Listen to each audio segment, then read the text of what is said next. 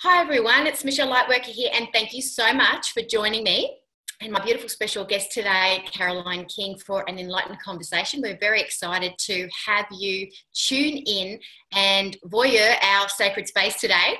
Caroline, for those of you who don't know the wonderful Carolyn King, she's actually a kinesiologist and a business owner of EmpowerKin Kinesiology, and she's also a presenter and author of Empowered Happiness, Discovering Bliss Beyond Depression, which is a fantastic book.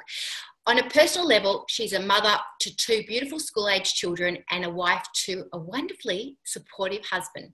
She has studied a variety of different kinesiology modalities and considers herself a student of life, continually reading and learning and absorbing everything she needs to along the way. I think that's great and a great philosophy to have. She's a passionate person. She's passionate, especially about helping people find real and lasting happiness. And she's especially passionate about helping those who have hit their rock bottom. Gives me tingles just saying that because I resonate so strongly with her. She runs a Facebook group called Empowered Happiness, where she interacts with others and inspires them to live the life they want. My kind of person. She has received a nomination for Writing Excellence in the 2016 Brilliant Biz Awards. She's been interviewed by the local paper, the local radio station, and writes blogs on numerous sites as well as her own. And of course, Lightworker Advocate magazine, which we've been blessed to have her involved in. She supports local fundraisers, including the local schools and cancer fund researchers. Welcome, Carolyn King. Thank you, Michelle, and thank you for having me. I'm so honoured to be here chatting with you today. Yeah, it's awesome, and I feel really blessed to be sharing space with someone who is an advocate for happiness and also an advocate for, really keeping it real and saying, you know what, people hit their rock bottoms and it's not the end of the world. So thank you.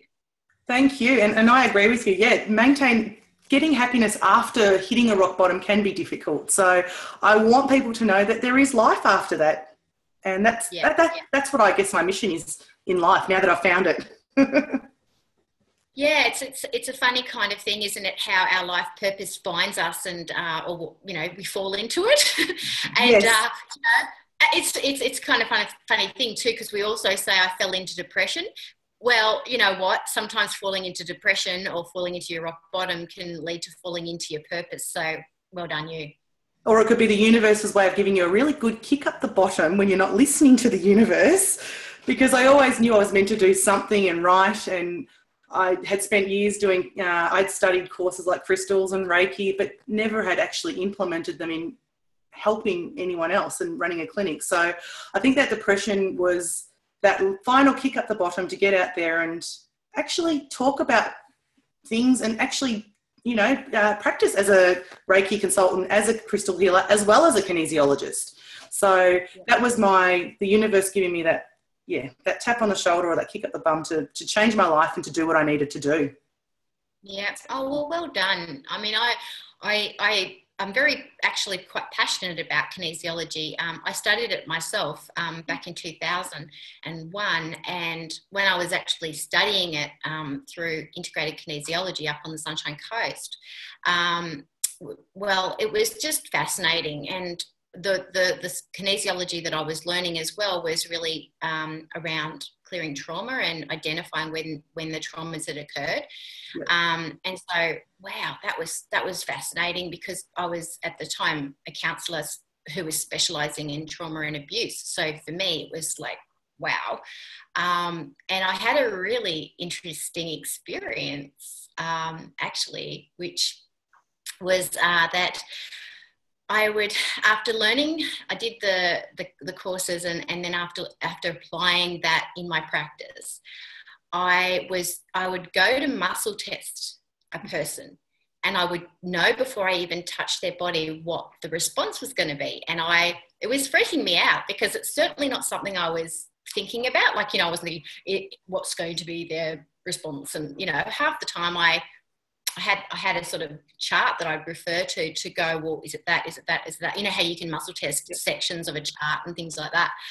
And it would just be like, I knew what section it was. And it was just like, pretty amazing how kinesiology led me to being able to identify my empathic abilities. That was huge. I would agree. I think that's what it's done for me as well, because my rock bottom came at the end of my diploma with kinesiology. So I suddenly thought, well, I've finished and I need to get out there and do something now. And once I started practicing and started to really tune in to that empathic side of myself, I'm like you. Sometimes I just know what the response is going to be before I actually muscle test. And I'll have clients coming and I'll sometimes think, oh, I have a feeling this is going to come up. So I'll just, do a little refresher. I'll pull out what I need. And it does. It doesn't always happen. And I trust the process, and that's fine. But because of that, and because it's allowed me to grow my spiritual side and to trust my intuitive side, that's where now I actually am seeing the clients with the Reiki and the crystals, whereas a few years ago I wasn't, because I didn't have that confidence to do it. So it's been a great learning experience. I so relate to you. I think the control freak part of me just absolutely loved a clear, defined answer. And I think as I've grown with my spirituality and my trust in spirit and my, even the bits where I'm not meant to know, and just trusting that too, like you said, like sometimes you just don't, and that's okay. You're not meant to. It's the slow reveal, and you've got to trust spirit on that. But I just, it really appealed to the definitive yes or no, black and white side of myself that really needed to be spot on ski. And I was a clinical supervisor of other counsellors too for years, and I think it really helped me to be able to be that person that felt that they were able to guide other people with qualify. It's kind of an interesting world out there, and kind of an interesting thing we do with projecting our stuff onto the world of academia and go, well, I need to look like I'm a professional, and that kind of stuff. We do it all the time, don't we? Yes, we do. I agree. My other background before doing this was accounting. So I've come from a very left brain, left side of the world, the right and wrong, the black and white. When you do accounting, it has to balance. There's no grey area. So I think that's why kinesiology initially appealed to me, because it's based in physical structure. You can feel the response in the arm. There's a whole protocol you follow. And that's what I loved about it. And there was science behind it. There was real hardcore science. And I thought, I can go to people and tell them I do this, and I can tell them why it works. And that was probably the main reason I was drawn to it, and then had the confidence to go out there and practice, because I had this structure to follow. But it's funny, as you go along and as you learn, sometimes that structure or that protocol goes out the window, because clients come in and they don't fit a certain criteria, or they don't fit what this particular procedure is saying. So I have had clients lie on the table and I'm muscle testing around the room to go, all right, obviously nothing I've learned here. What do I need to bring in? Is it something from my angel cards? Is it something from my crystals? Is it something from color therapy or my aromatherapy oils? And that's outside the scope. And that's what I love about kinesiology. You can bring in everything else that you've learned, because every kinesiologist will be different because of where they've come from, because of their knowledge, and you can just muscle test and see what the client needs. So that's what I love about it. Yeah, it's a funny kind of thing, because I started off when I was 19, well, actually when I left school, I dropped out. I was a hairdressing apprentice dropout. So I dropped out of school to do hairdressing. And then after a very short period of time, realised I couldn't stand the fumes. This is all of my obviously my empathic and sensitivities. I wasn't aware of why I was so sensitive. But what happened was I ended up working in a costume jewellery shop. And then a friend from school walked in and she said, I'm going to enrol into TAFE to do secretarial college. And so I thought, I was so bummed that my hairdressing apprenticeship had fallen through, and I was working in a cosmetic accessory shop, and I wasn't happy. I just was bored. I was so bored. It was ridiculous. It was so boring. And I grabbed it with both hands, went, I'm going to too, because I had nothing else to do. But that led me to administration work. It led me to, I studied accounting as well. I was an assistant accountant for a while. And I think, I know, it's weird. We've got so much in common. It's ridiculous. But all of that, I say to people, like all of our steps through life have helped. Like I know they have helped me to be able to run my business, to be able to build what I'm building the way I need to build it, with entrepreneurship and things like that. I mean, it's all that background that served me. It hasn't been a waste of time. But I feel like, for me, the numbers, like I can so relate to you because I could count on the numbers. I could, there was a definitive result, and it was like it replaced my faith in a way, but in another way, the way I look at it as you're talking to me about it, I think to myself, well, I needed to count on something. And if I could count on numbers, then that's also what led me to anorexia, because I was counting numbers all the time, calorie counting all the time. I was a walking computer. And so my rock bottom happened when I rock bottomed with my eating disorder, and I was completely like out of control. But when it comes to, the kinesiology side of things, and kind of, or if people want to try the kinesiology, or they want to try muscle testing to help them tick that box so that they feel like they can start to trust something, I'd say go for it, because it's so handy. And then when you've got that out of the way, then what happens is the trust starts to build between you and spirit, I think, automatically for some reason. Then what happened for me was my psychic ability started to kick in. Like I started to see more. And I remember, it's kind of funny, it's going to sound funny, but the first thing I actually asked spirit was just show me a yes or a no, because I wasn't a good seer. I didn't see stuff. I was obviously a feeler. And so I would see a yes or a no. And that was very linked to my kinesiology as well. So, do what you can, guys. Do your shortcut. Do what you got to do. No, I love it. I agree with you, and I think I'm at that point now where I'm developing my psychic side and asking the universe for those signs that can come up, and I just love it when they do. When they come up with something that comes up. I had something recently where I was reading a book, and I think it was called Breaking the Habit of Being Yourself. And he said you need to ask the universe for something and then not be attached to how it comes to you. And that was what I thought, okay. So I said to the universe, all right, well, if I'm meant to get up in the morning to do exercise, because I struggle with that in the morning, you'll wake me up. And I woke up, and I was lying in bed thinking, all right, universe, you woke me up, I'll get out of bed. But it doesn't stop there. So I got out of bed and I went to put my runners on, and in there was my Tree of Life pendant that I had been looking for 2 weeks earlier, that I had lost, was nowhere near my jewellery. And if I hadn't asked Spirit, and if I hadn't gotten out of bed, I would never have found it in my runner until I decided to wear it again. So, Cheeky Spirit. Sense of humour. I love it. So I did write a blog about that one, because I just thought, I just love how you can ask the universe for something and you just get something totally unexpected. Yeah, I love that. Yeah, okay, you follow through with what you're going to do. Like you say, you put your order in, all right, we'll help you out.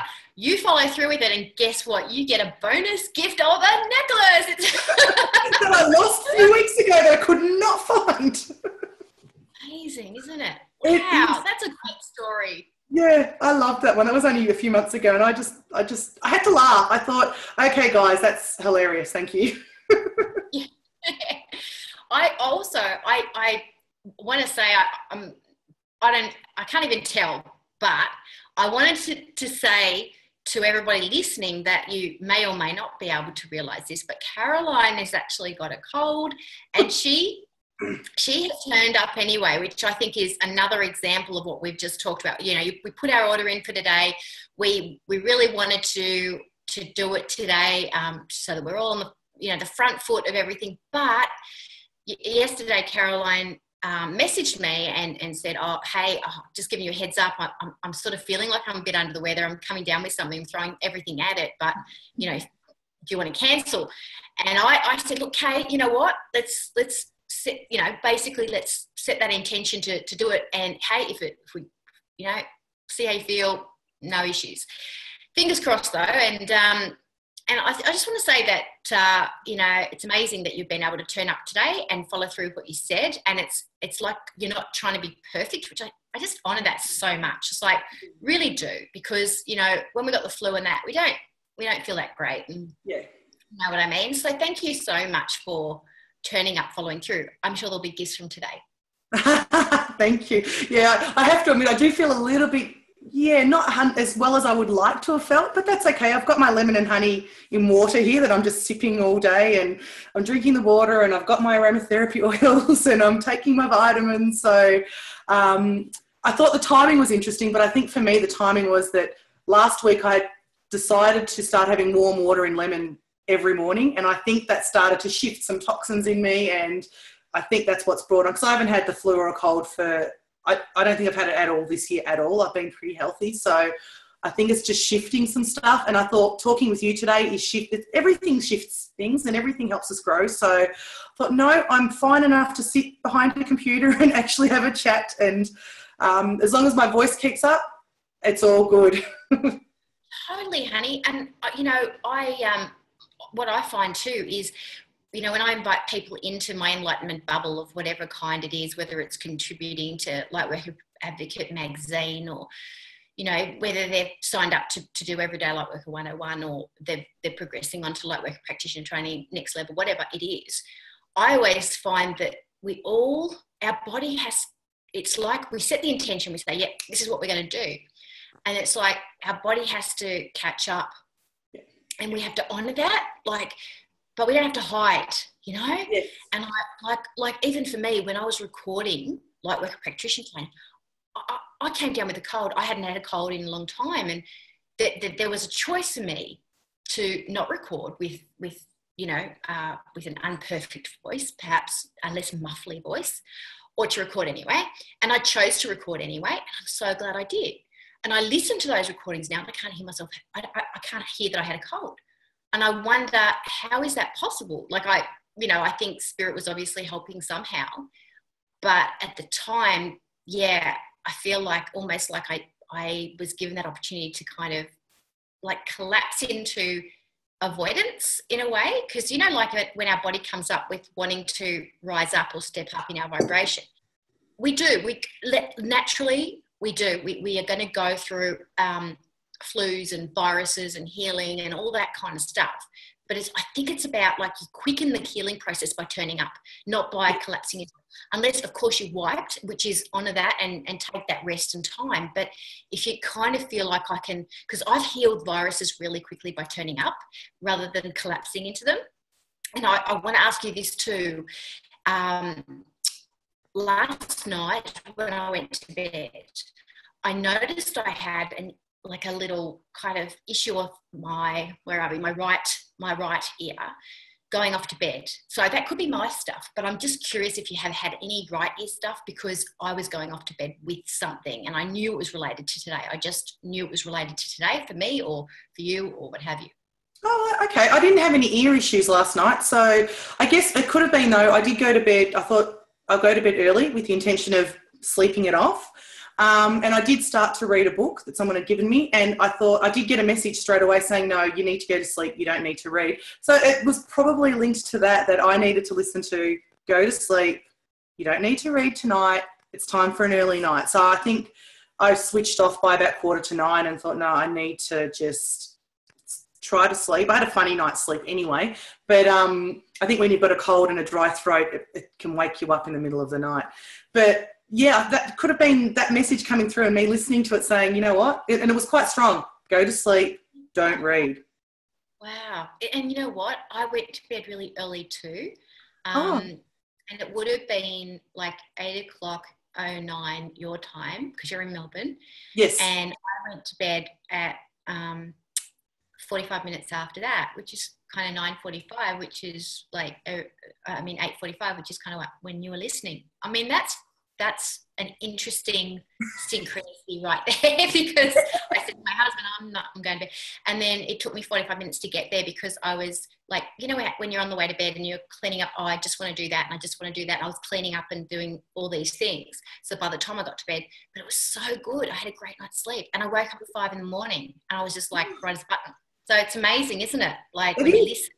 And that's what I thought. I thought I need to honour this. I really wanted to be here today. I thought I need to have a good night's sleep. So I'll go to bed early and, and I did. So I did sleep I probably still slept till about 6:45, but that's okay. Yeah, I needed it today. Yeah, that's great. Yeah. Rock on with the long sleep. I just think it's an interesting conversation that we're having, because when you're thinking about listening, it's very much that yin, that yin energy of receiving and, listening to spirit, and the right-hand side is very like yang, which is about doing. And I feel like the message that's coming through, especially from the dialogue that we've already had, is around little control freaks in recovery. You listen to what you need to do, then yang, and you do it in yang, you follow through. And I feel like that's where I'm getting goosies all up and down my legs. I'm getting them. You too? Yes. Wow. That's awesome. Yeah. So we're hitting a nerve. I think the people that are listening, perhaps we've got a little bunch of people who can relate to us, and, needing to listen more to the baby steps. I loved what you said about not worrying about the how. I'll share something that happened the other day with me. This is a current message that I got. It's kind of weird sharing it, because I like to process it before I share it. So it's anti-control freak to share it. Okay. So a message I got the other day out of the blue randomly was, I'm going to be acting in something, like acting as in something. I don't know what it is, a movie or a TV, something. And I was like, what? Like, I'm too about like keeping it real, not acting, anti-acting, and then, so I don't know how, and these are the things that came up for me, because I want to share my little process with you. What came up for me was, how the hell am I going to remember a script? I'm going to have memory like a goldfish. Even to the point where we're unscripted with Enlightened Conversations, that I have to have a paragraph I have to read out for my guests, and then I shared it with Tony, my husband, and my daughter Phoenix, and they just both looked at me. What? I was like, I don't know how. I just heard it, and God knows. Actually, God knows. But yeah. So there you go. There's one of mine. I have no idea. Sorry. That actually reminds me of, I think it was Wayne Dyer that actually had said, Wayne Dyer, the author from House. Yeah, I love him. And he'd actually said a while ago, this is when he was alive, he said something about, I'm going to act, and everyone was telling him, don't be silly, you're too old to act. And then he acted in his own movie. So anything's possible. Well, there you go. I'm glad I shared it with you, because, I have to feel passionate about the movie. Well, they showed me Oprah. And she was in a movie, and oh yeah, she was in a movie, wasn't she? And then I don't know. Yeah, it'd have to be the right role or the right message, what have you. I know that for me, like, I've wanted to make movies. I don't know, just inspiring movies. I feel like, we're the storytellers of our generation, like in the tribes and the ancient tribes, and everybody learnt through story. And so I feel like movies are great in that way. If they're used the right way, they help to enlighten the planet. So for a long time, probably now, the best part of this decade, really, I've known when I'm in my 50s, which is only 4 years away, I will be making movies of some sort. I feel like maybe I might start off with documentaries. Maybe this is part of it. Who knows? I don't know. But I just want to share, like, it's okay not to know. But then, like, I'm still going through it. I think that if we allow ourselves to that,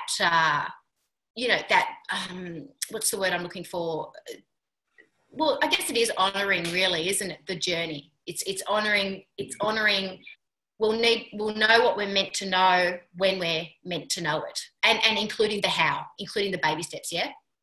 I absolutely agree. I know years ago I've always wanted to write a book, and my book has always been a fiction book. It hasn't been the book I actually wrote now was not fiction. It was my journey through depression. But I thought, this is now my leverage to write that other book, because I'm still writing this other fiction book. It's going to be a spiritual fiction adventure story.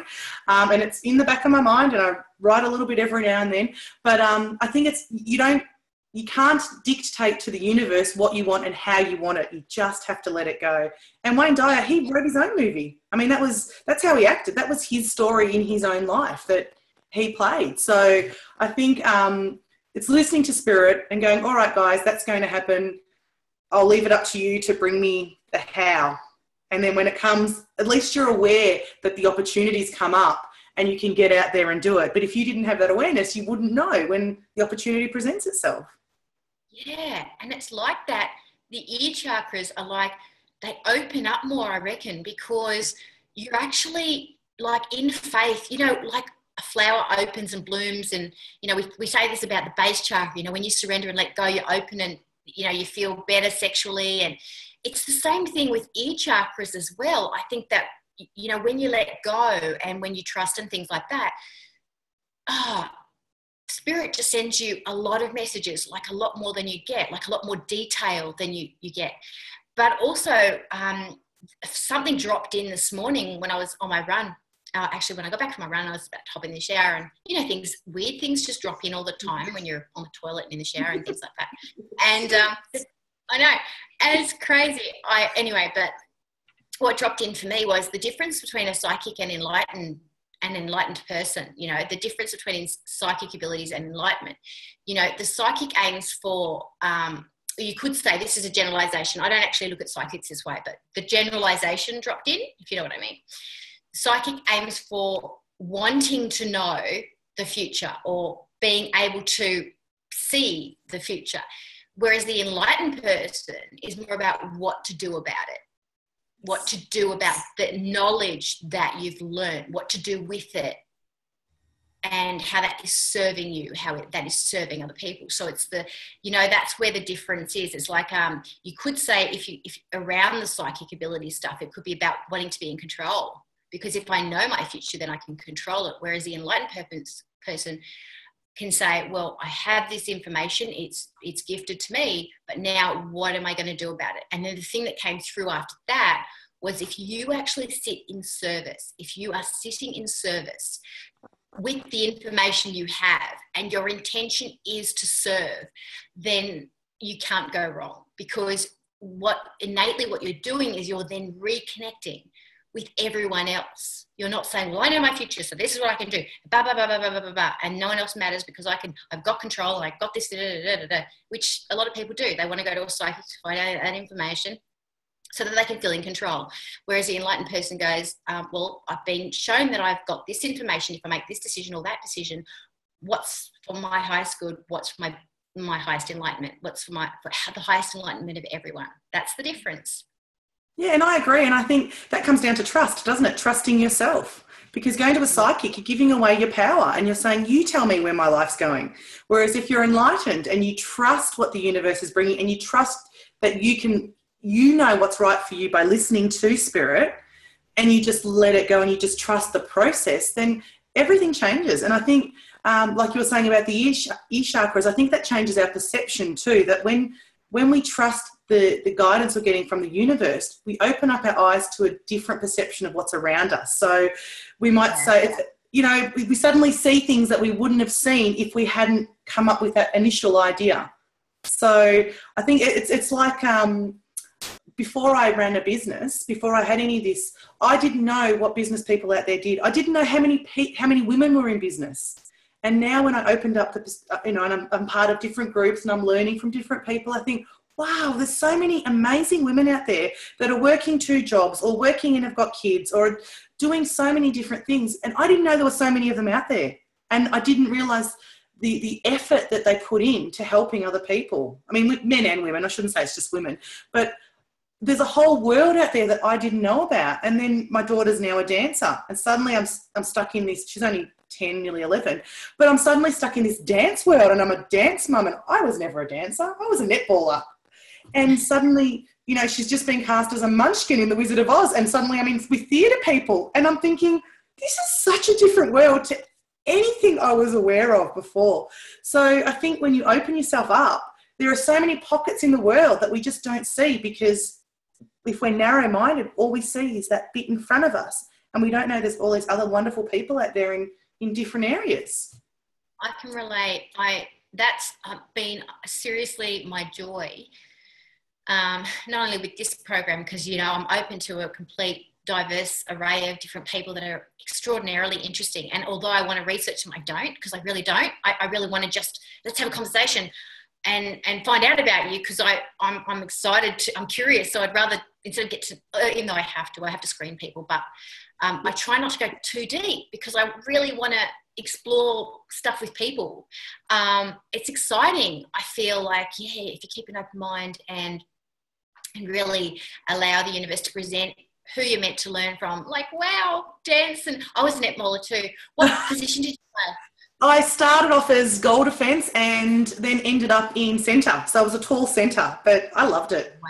20 years of netball. I started off in wing defence, and then I ended up as a centre as well. And then I started again when I was working at Child Safety. We had a netball team. I ended up as a gold shooter. Like, what? I did a bit of shooting too, but it wasn't because I could shoot. It was because I could out-rebound, and eventually the ball would go in. All right. I learned a few tricks up my sleeve. You know, do your thing, and then you take a step back when they'd already positioned themselves and you could get over their hand.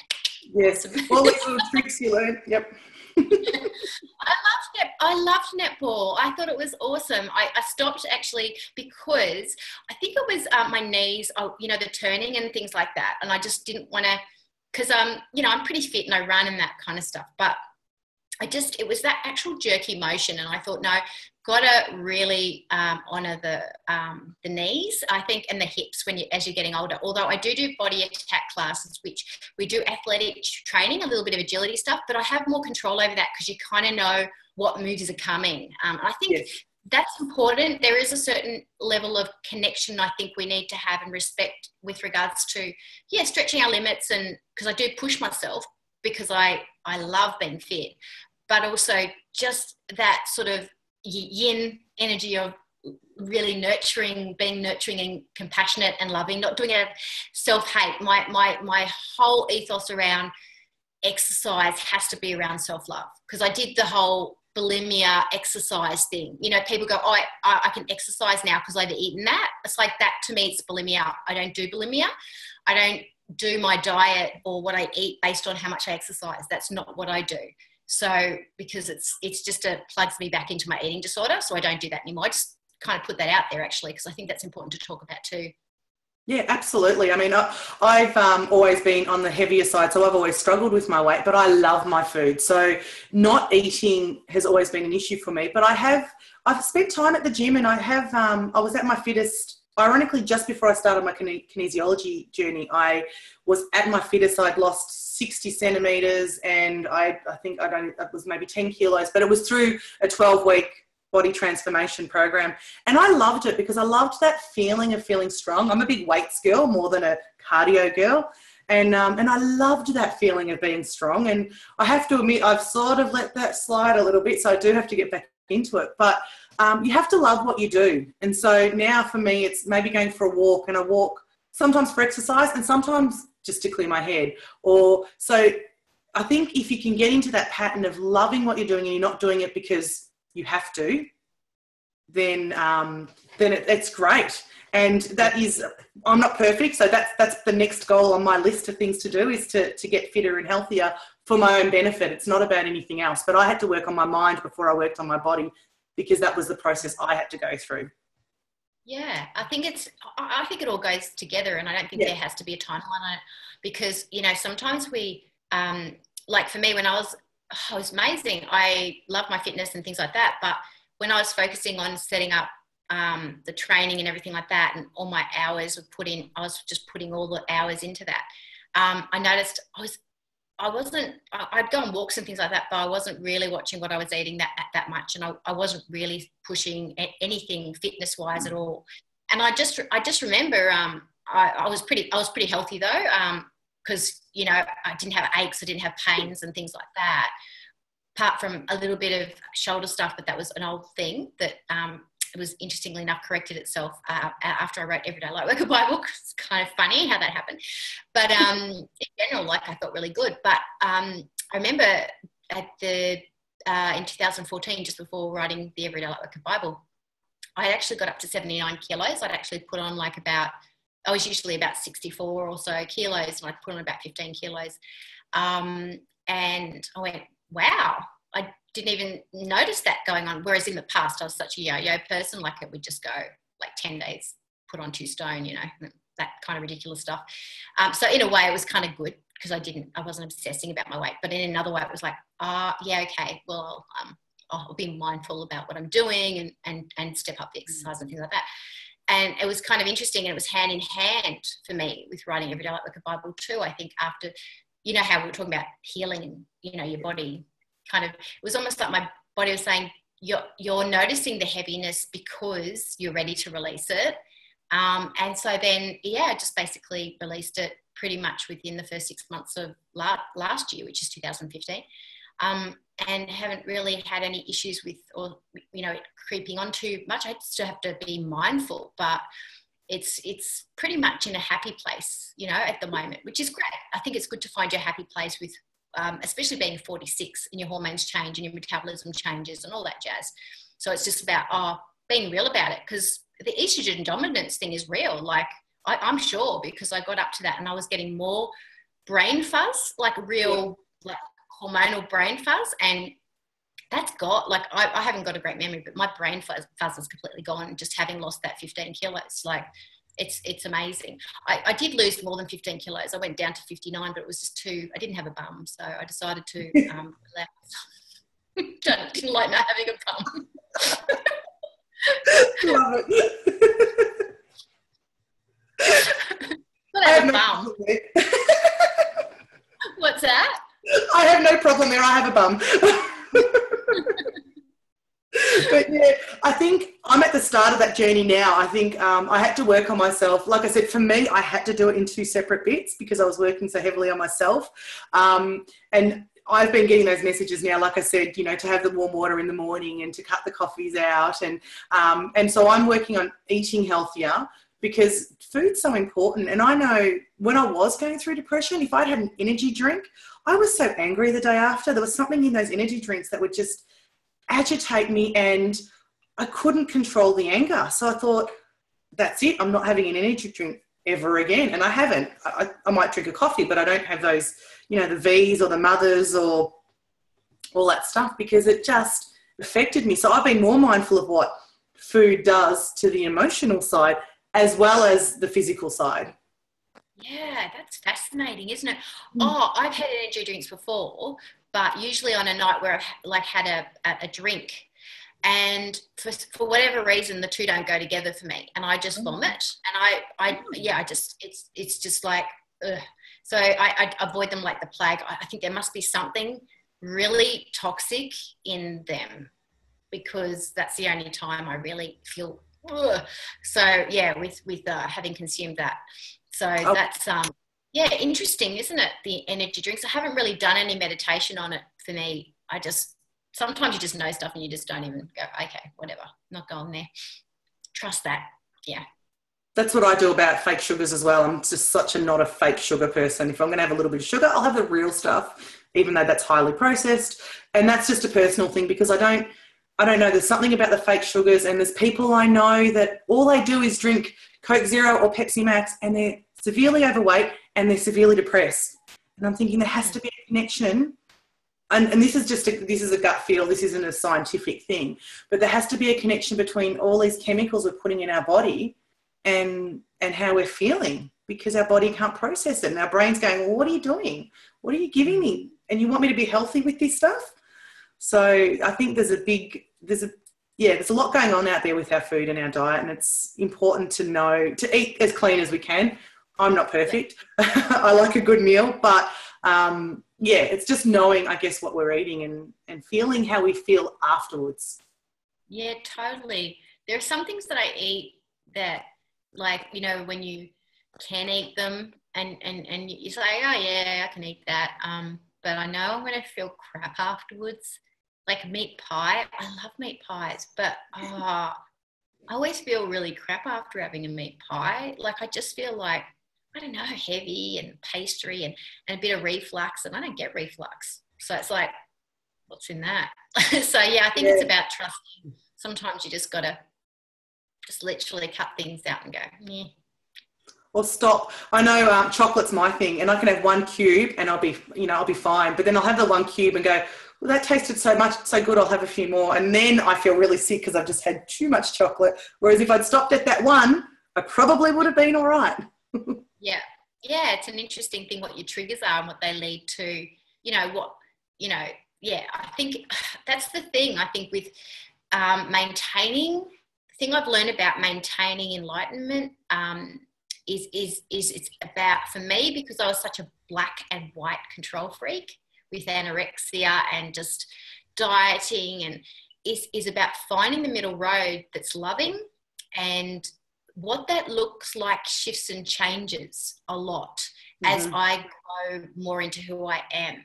So having not that sort of, allowing the journey to unfold around it and trusting that I know what is right for me, and owning that, taking ownership of it and saying, well, I realize that, that I can't, I do avoid certain places. I'll admit it. I don't go to, by choice, I don't go to all-you-can-eat restaurants because I know I love my food. Hell, I'll be happy to go back for a few plates, and that's not moderate. So, if I go there, it's almost like punishing myself, because then you're like, well, you can't go back for a few plates, but you're wondering, well, but I'm here and I want to put everything on my plate. You know what I mean? It's almost like, well, kind of going's loving, not going's loving, Yes. and just working out that stuff for ourselves. Because I think at the end of the day, like you talk about empowered happiness, for me, enlightenment is about moderation. It's about finding the middle ground. It's about being real about the light and the dark. It's about, being somewhere in the middle. So I'm not doing that all the time. Yeah. And I have been very constant for a long time. Like I have come from that, like in my history, but have had years of just being constant, and you have your maybe little highs and lows, but you're not going and I think for me that's what, when our enlightenment starts to collectively, your days together are more balanced, you know what I mean, a day after day after day, and then you're consistent, you can offer that to the world more, regularly, consistently, because I think we all have days or moments where we're enlightened, or we have our aha moments, and that's what I hope this show aims to promote that. But yeah, just know that builds and that gets better and better. Yeah, I would agree with you. I think, I've been asked, am I happy all the time? And I'm not. I still struggle. I don't struggle with depression anymore. That's gone. But there are days when I'm still cranky, or I've had the last few months where I've struggled with a few things, because I do look at myself a lot. I go to spiritual development classes every Monday night. So I'm constantly evaluating what's going on in my life. And the last few months have been a little bit harder for me. And I think that's just me shifting and the universe reminding me of what I need to do for others. And I think I came to the realization last week that I felt like I really needed a hug from someone. And I went to bed Friday night and I said to the angels, do you know what? Can you take this away? I'm done. I know what I need to do. And I woke up Saturday, felt fantastic. And over the next couple of days, there were 3 people that came into my life that needed hugs from me. So I thought, because I'd woken up thinking, I'm just going to give out hugs. I'm fine. And I just loved the way the universe, I said to the universe, this is what I need. All right, I get it. I'm going to offer it to other people. Angels, and they did. They took away the yucky feeling that was there, that had been sort of sitting there for a while. But I had done the work. I've been working through this for a few weeks now, trying to figure out why I was feeling that way. And then 3 people, and I thought that's just affirmed. This is what I'm here to do, just to be there and help other people. And sometimes people just need a hug, or they need a smile, or they just need a, hey, Hannah, are you okay? That's all. Absolutely, so true. I'm giving you a big hug right now. I'm giving you a big hug. Thank you. I can feel it. Yay. I love metaphysical hugs, and I know, and I know that people might think that's silly, but seriously, I have been doing metaphysical hugs for a very long time, and I believe that just as real as a real hug, you just got to let yourself really relax into it, really be present in it, and really feel it. I started doing metaphysical hugs with my little kids over the phone, Sending you a hug right now. And yeah, they're real for me. So. Oh, look, I agree. One of my favourite hugs, and I think this has happened when I was going through depression, I realised, is I ask Archangel Michael to give me a hug. So I just imagine his wings behind me and he gives me a big hug. And I tell my clients that now. I say, you know what, if you need a hug, just ask the angels. And every time I even say it to someone, I just feel his wings giving me a big hug. So I'm all for metaphysical hugs. I love that. I love that. I'm going to ask Archangel Michael for metaphysical hug now. Thanks for that. See, this conversation is enlightening. I'm always learning something. Wow, I've asked him for his thought before. Why can't I just ask him for a freaking hug?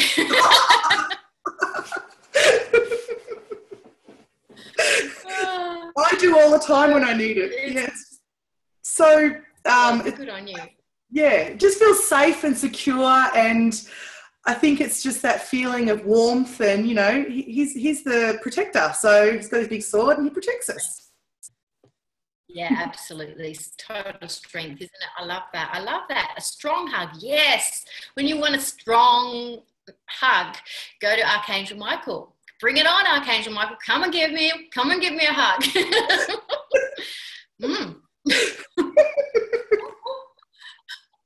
I love it.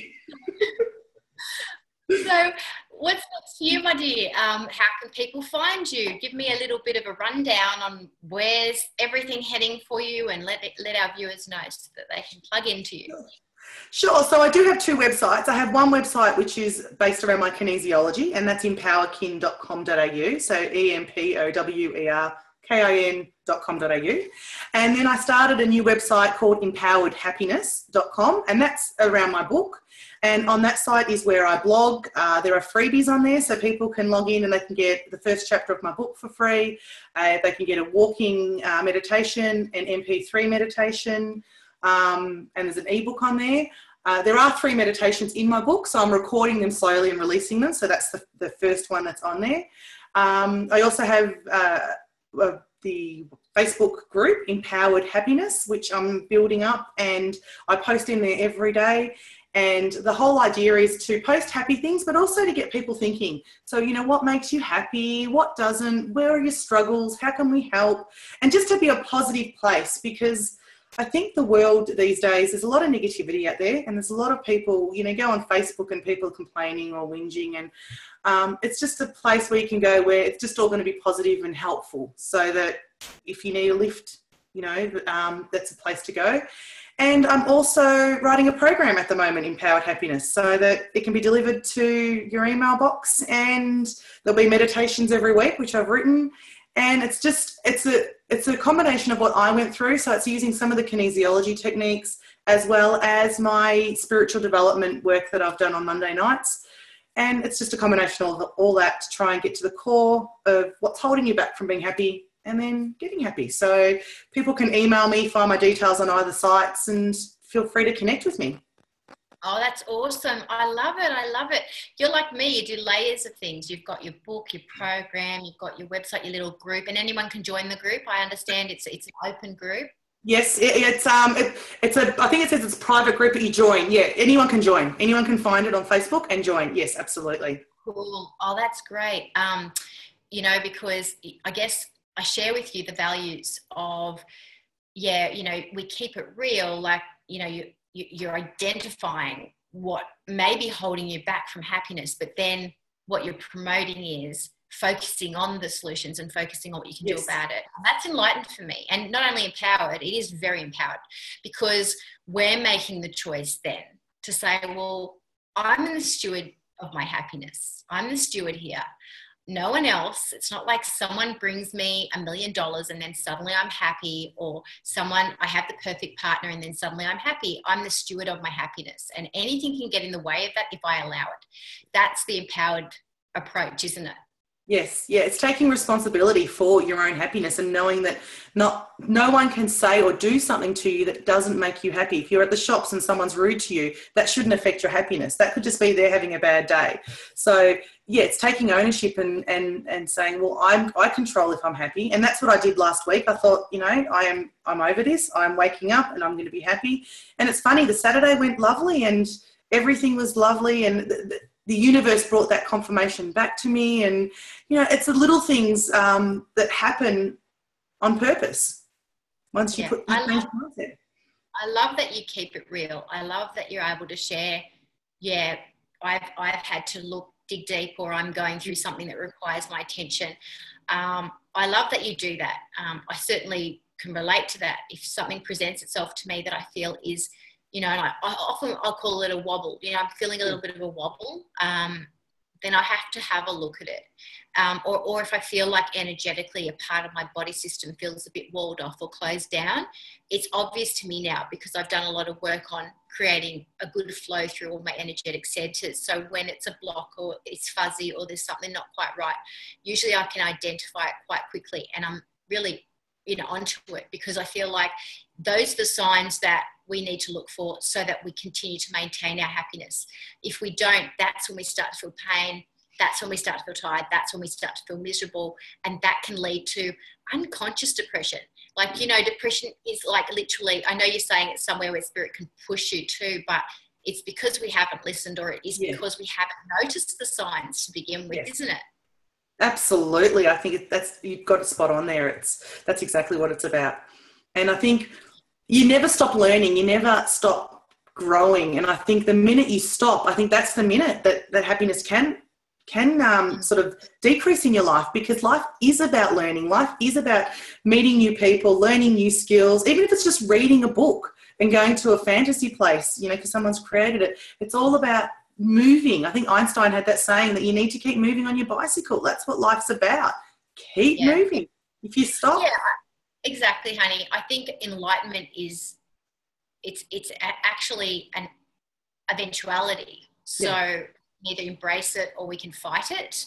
I think when we fight it through denial or unconsciousness or lack of attention or lack of willingness, I think that's when we start to encounter a lack of flow in our life. And then when we embrace it, like you said, you woke up that next morning and things had shifted, but it was because you got real with yourself. It was because you were honest with yourself. It was because you actually owned it. It was because you were able to practice faith and let it go. It was because of all those amazing things that it shifted for you. And yeah, I just want to say, like, that is a very evolved and enlightened way to live your life, not to deny what's going on, but to acknowledge it and then do something about it.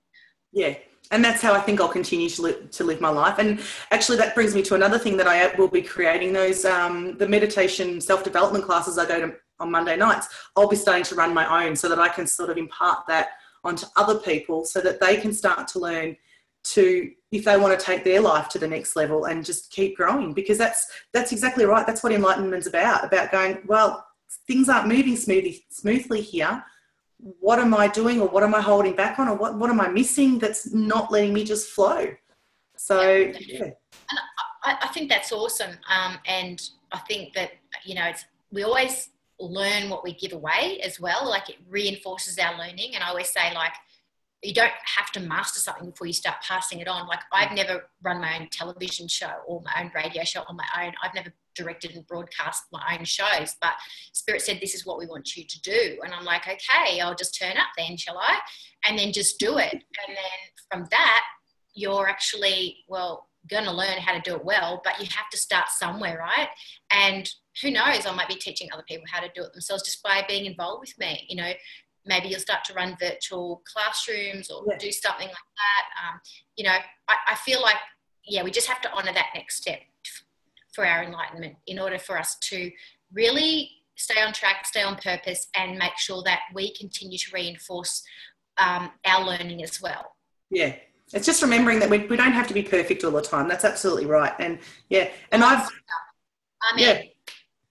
just keep going and go. It's I guess it's in the imperfection that we're perfect, because if we were perfect, there'd be nothing to do and nothing to learn. We'd just be, well, I don't know what we'd be doing if we were perfect. And so that's it's embracing that imperfections and going, all right, well, I stuffed up here, so let me figure out how I can fix it, or how I, you know, what should I learn from it, or how do I move on from it, or whatever it is. It's just keep moving forward.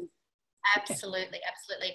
And and we've got a Q&A, and that's going to happen on the 9th of December, which is Friday, and that will be at 11:30 to 12:30 in Australian Eastern Standard Time, so 11:30 a.m. to 12:30 p.m. Australian Eastern Standard Time. And if you're around in Carolyns network in Melbourne, that will be 12:30 p.m. to 1:30 p.m. That's Friday, the 9th of December. We are going to be live streaming it from my Michelle Lightworker Facebook page, and we'll provide a number. So if you want to call in, you can call in, and if you want to write some questions, you can. If you want to write questions to us before then, you can as well. Just pop them on this post, or email us at admin@lightworkerreflections.com, or through our website, lightworkerreflections.com. or through our website now, which is enlightenedconversations.com.au, which is part of I've just bought the domain name, but it's really part of lightworkerreflections.com. But I thought I'd better buy the domain name, because you never know how popular it's going to get. And so then if you just type in enlightenedconversations.com.au, you will go to our website. So you can contact us through the contact forms there and ask questions, because that's what we're here for. We're here to share our knowledge. And also, if you have something that you want to share on this conversation, anything that we've talked about, and you want to put your hand up to call in live, or you want to write something and we can read it when we're doing our live Q&A, please do. More than open to feedback, more than open to your story. Would love to interact with you about that. So thank you so much, Caroline, so very much for joining me today. It's been amazing. I've really loved it. Thank you for having me. I've had so much fun, and I love these conversations, and I love talking anything spiritual, and just seeing where the conversation goes. It's been fantastic. And I'm sending you a virtual hug now, so here's a hug. Oh, thanks. Oh, I can feel it. Thank you so much. And blessings to everybody. We'll catch you next week. Bye. Thanks. Bye.